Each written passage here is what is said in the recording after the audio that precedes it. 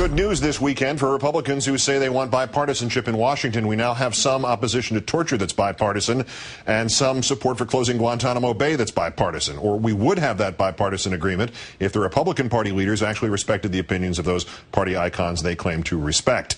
Our third story tonight, two popular Republican figures this weekend supporting President Obama over former Republican Vice President Cheney and current Republican Party leader Boss Limbaugh. General David Petraeus, appointed commander of U.S. Central Command by President Bush, has long been extolled by the right wing as the epitome of military and strategic wisdom, never more so than when he advocated for the surge of U.S. troops in Iraq. On Sunday, he was asked about the claim that America's struggle against terrorism is hurt by closing Guantanamo and ending so-called enhanced interrogation techniques.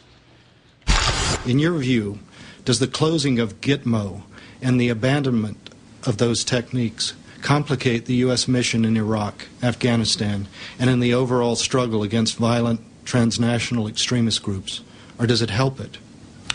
I think on balance that those moves help it. In fact, I have long been on record as having testified and also in helping write doctrine for interrogation techniques that are completely in line with the Geneva Convention. With respect to Guantanamo, I think that the closure in a responsible manner, obviously one that is certainly being worked out now by the Department of Justice. I talked to the Attorney General the other day. They have a very intensive effort ongoing to determine indeed what to do with the detainees who are left, how to deal with them in a legal way, and if continued incarceration is necessary, again, how to take that forward. But doing that in a responsible manner, I think, sends an important message to the world, as does the commitment of the United States to observe the Geneva Convention when it comes to the treatment of detainees.